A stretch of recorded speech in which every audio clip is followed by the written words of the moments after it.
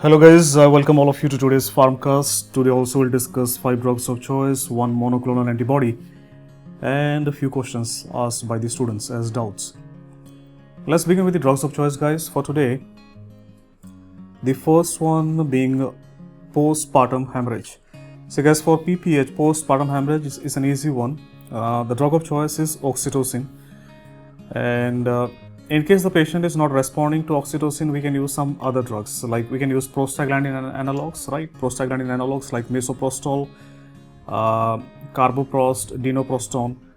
And out of these prostaglandin analogs, which are second line drugs, the least effective or least preferred, you can say, is misoprostol, right? Moving on to next disorder for today, it is priapism. So guys, in priapism, the drug of choice is phenylephrine, and an intracavernosal injection of phenylephrine is given because what causes priapism is essentially vasodilatation. So I need to use a vasoconstrictor, and that is the alpha-1 agonist phenylephrine, which is preferred in priapism. Next one is primary amoebic meningoencephalitis. Think guys, what could be the drug of choice in primary amoebic meningoencephalitis? What do you think? Guys, in primary amoebic meningoencephalitis, the drug of choice is amphotericin B, right? Amphotericin B is the preferred drug here. Now moving on to the next disorder, prostate cancer. Now prostate cancer, the drug of choice, it was recently asked in one of your AIMS exam, and the drug of choice are GnRH agonist. GnRH agonist, the preferred one is goserelin, is the drug of choice in prostate cancer. Now one more thing you must know, what kind of dosing would I give in prostate cancer? Is it intermittent dosing or is it continuous dosing? What do you think? Guys, we should give it by continuous dosing because, see, continuous dosing, by continuous dosing, I would like to decrease LH, and because of which there will be decrease in testosterone synthesis, right? Whereas if I give it by intermittent dosing, the reverse happens. It actually increases testosterone synthesis. So continuous dosing, goserelin is the drug of choice for prostate cancer. To make a regimen for prostate cancer, what I do is I combine goserelin with the androgen receptor antagonist like flutamide. So flutamide plus goserelin would be my treatment of choice in prostate cancer. And the last disorder for today guys, it is providentia. See, providentia is a gram negative, and as you know, I have told you time and again, for most gram negatives, the drug of choice is ceftriaxone, except few like Pseudomonas, Enterobacter. Now, these are the gram negatives where ceftriaxone is not effective. Right guys, so that's all for today in this section of drug of choice. Now let us move on to our second part of the Farmcast, where I discuss one monoclonal antibody, and the one I've chosen is an antiviral monoclonal antibody, and the drug is palivizumab, P-A-L-I-V-I-Z-U-M-A-B. So palivizumab is anti-RSV monoclonal antibody, respiratory syncytial virus, right? And remember the use, it is drug of choice for prophylaxis of RSV. It is only used in prophylaxis, mind it is not used in treatment. So RSV prophylaxis, guys, the preferred drug is palivizumab. RSV treatment, the drug of choice. Think guys, what is the drug of choice? The drug of choice is ribavirin, right? So ribavirin is the drug of choice for treatment of RSV. Palivizumab is the drug of choice for prophylaxis of RSV, right? Now, see, sometimes by looking at a monoclonal antibody, you can guess actually what kind of drug is it, right? Against which disease or disorder it is acting. Now, if you look at palivizumab, P-A-L-I-V-I, right? So before ZU, which tells us that it is of which origin, right? Before ZU, there is VI, and this VI stands for virus. So whenever you take a monoclonal antibody, if it is against a virus, you will find these two alphabets VI, so you can always make a guess as to which class of drug is it, right? Alright guys, so let's move on to the last section of Farmcast. There is drugs of not drugs of choice, there is your doubts that you guys ask. Alright, so the first doubt, it has been asked by Sanat Patnaik. So Sanat is asking, sir, I'm a pre-final year student and I took Mero 3 months ago. Now I'm watching Mukmohit sir and Manisha ma'am's video. In my free time, I watched your videos and Ila Jain ma'am's videos. And I feel guilty why I did not study from both of you during my second year. My concepts in pharma patho are not that strong. I'm feeling that other students would have completed your videos, right, and would have an advantage. So I really want to complete all of your videos and Ela ma'am's videos, but now in pre-final year, I cannot find time to do it. Now, Sanat Patnaik, you always need to be practical, right? So you might desire a lot of things. I might desire a lot of things, but I have to see my affordability. So in your case, affordability, I do not mean the monetary issue here. Affordability means time also. So time also, you should be able to afford time to do something, right? So in your case, remember, you would not be able to invest so much into these subjects at this moment where you are. So better invest more into the subjects which are going on, your clinical subjects now. And I'm sure you must have studied pharmacology and pathology from some other source, right? So don't worry, all the faculties, whoever they teach you in these institutes, platforms, all of them, they are seasoned people. And mind you, it might differ as to how one faculty teaches as compared to other, because every faculty has a vision, right? He thinks a way, this is the way I want to deliver my message, right? So all of us are different, and that is how the world is beautiful. So the first thing is, from wherever you have studied pharma and patho, believe in your faculties and continue with those notes, because see, nobody's preparation is 100% perfect. All of us, we have some other things we thought we would like to do, and we are not able to do it, and that is perfectly fine, right? Don't worry about it. The only thing you can do is, suppose for a particular topic, let us say arrhythmia, right? So anti-arrhythmic drugs, suppose you are not confident about, right?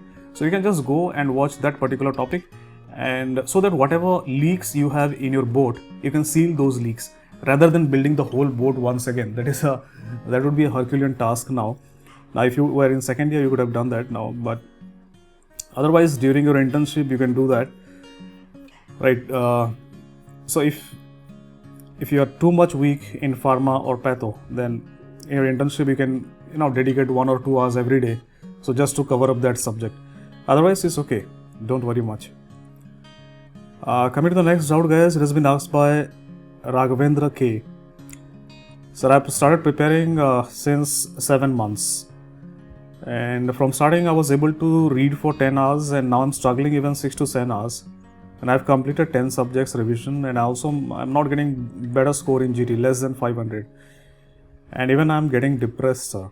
See, Raghavendra K, I'll tell you, these last few months, they will test your mettle. They will test your mettle, because I've told this time and again that these last 3 months, they are most challenging, and how you hold yourself in these last 3 months will ultimately decide the result. Are you getting my point? Because what this happens is, this is the time when you need to put everything together, right? Whatever you have studied in the last 7-8 months, you need to gather all that information in your head and compile that together. But if you just sit and look at that information, right, you would be depressed, because it is an Everest of information. But bit by bit, take it day by day, hour by hour, and you will reach there. Now, coming to your question, sir, I'm not able to sit for not even 6 to 7 hours. Now, for this, I've already told you that to maintain an efficacy, you need to make a timetable. So, are you making timetable for every day, for every hour? So, you need to give yourself a target that these are the 2 hours, and I need to finish this particular topic in these 2 hours. Now, if you do that, you will see that your efficacy is going to increase. And guys, in these last 3 months, you have to push yourself harder. Are you getting my point? See, have you seen a race of like 1,000 or 4,000 or 8,000 or 10,000 meters? So those races which are lengthier, in those races, like you'll be running slow in the beginning, and towards the fag end, when hardly 200 or 300 meters are remaining, you're most tired, but then you have to recollect each and every bit of ATP left in you and go for the kill in their last lap. Are you getting my point? So it does not matter how fast or how efficiently you are running before that, but at the end of the day, it comes down to those last 100 to 200 meters and how you outperform yourself, basically, right? So that is what you need to do here. You need to reinvent yourself sometimes. Yes, you need to reinvent yourself. as to how you can be more effective and more productive.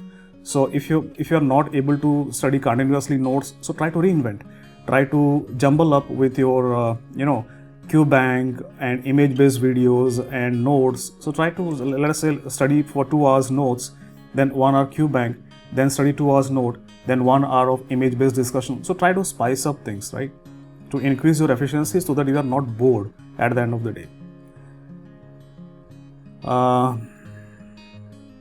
Vikas K is asking, sir, in one of your farmcasts you said that you changed your sleeping pattern 1 month before the exam.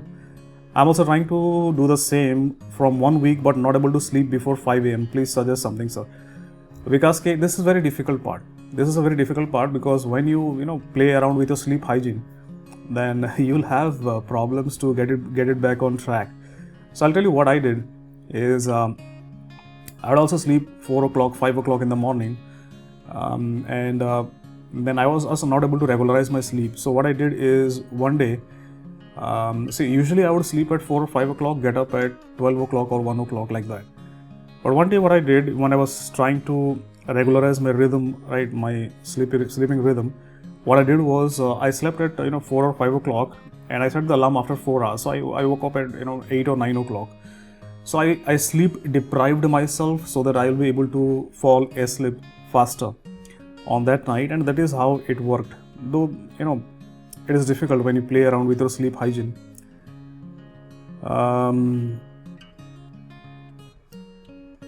Yara Maneni is asking, sir, please share the PDF of first 50 drugs of 100 drug series.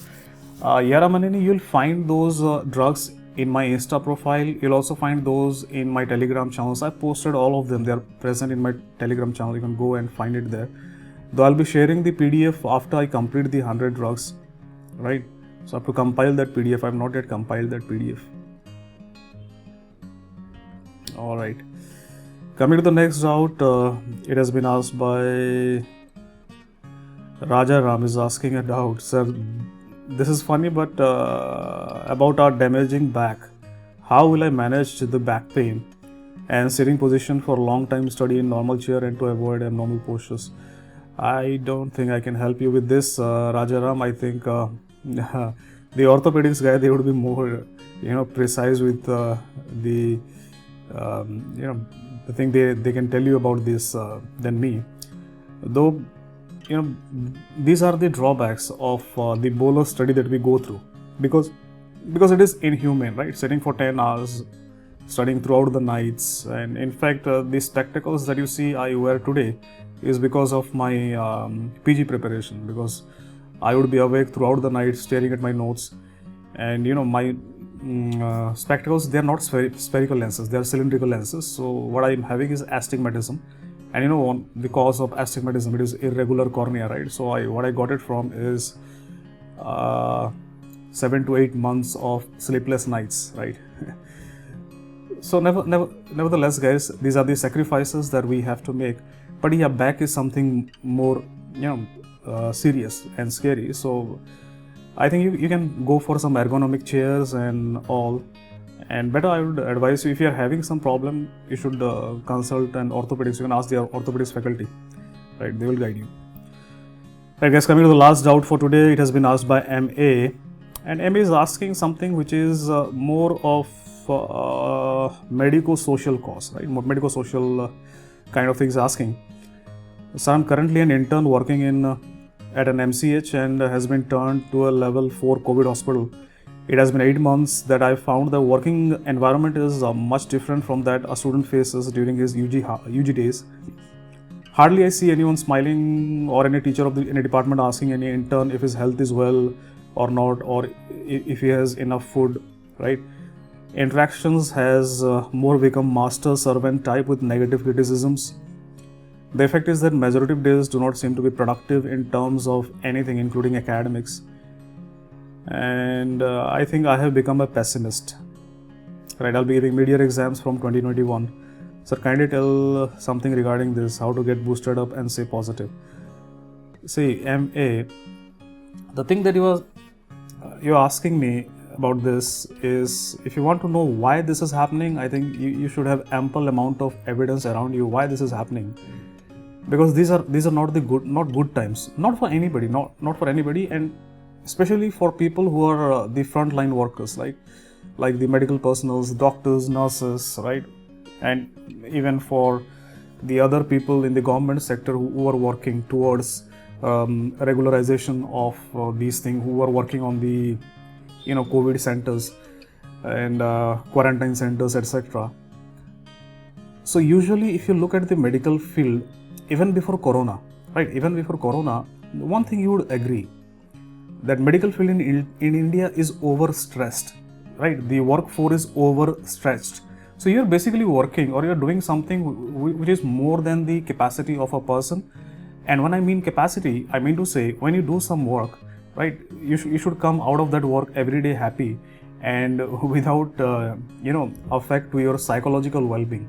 But the kind of work that the medicos they go through, right, the medical emergencies, then the double medical emergencies. You remember the double medical emergencies in the second day, I would pray to God, please take me away from this world. I mean, it was so hectic. It was so hectic in this medicine double M when you used to have double emergency, right? So just see the workload as it is. It was not less. It was enormous on the medical field, and just put upon that this coronavirus pandemic, where every person in this world could be a potential patient. Are you getting my point? So the amount of and then again, you being on the front line, you are always at risk. You are always at risk that someday you might contact COVID, and that might be the end of it as well.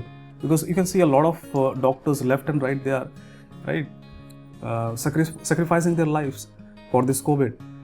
So you can imagine yourself that all of these, they do have consequences. They do have psychological effect on all of us, because we are humans, right? We are not bots. And that is the reason why this is driving pessimism and all these aspects, why these are happening in our country. And you can see this anywhere.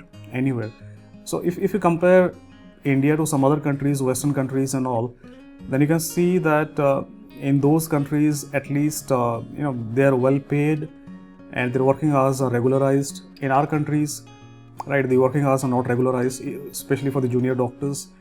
And all of the payment that we get, right, is nothing as compared to the risk you have. Because as a medical profession, right, your payment should be much more, because you are working in a profession where you are continuously at the risk of being exposed to a deadly pathogen. No, I'm not only talking about coronavirus. It might be HIV, it might be hepatitis, it might be anything, right? So that is something which plays subconsciously, might be in some's mind consciously, right? And that is what drives many of us being pessimist. But see, MA, let me tell you something. See, nothing is permanent in this world. Everything is temporary. So things, they keep on changing. So there is COVID now. There is this stress that is happening to you, and this COVID will be gone. You'll pass this internship time. You'll pass your exam. You'll go and do your PG. So everything will happen normal. So whenever I am in such a situation, in a bad phase of life, not only corona, we can be any kind of problem in life, then only thing you need to do is you need to act like a bear, right? So you need to be in that hibernation, hoping for that sooner or later this is gonna improve, right? So by that time, just hibernate and don't think too much, right? Don't think about negative things much, and try to do your work. Take it every day as it comes. Take every day as it comes, and you will see things will gradually improve, right? Alright guys, so things are difficult, and with respect to coronavirus, today I lost one of my relatives, a very close relative I lost today to coronavirus. And 1 month back I lost my roommate. We used to live together, and it is affecting, right, all of us. So at some level or the other level, it is affecting. These are difficult times, and we need to be there for each other. We need to be there for the people as medical professionals, right? If we will get depressed, where these people will go, right? So we need to be there for them. We need to be more strong, And that is how life is, guys. Life is not always fair. There will be ups and downs, and we need to embrace both ups and downs and move forward, and we will definitely come out stronger out of this mess. So that's all for today, guys. If you have any such kind of doubts or queries, you can always let me know in the comment box, and I'll be more than happy to include them in the subsequent Farmcast. Take care. Bye bye. This was Dr. Ranjan with you.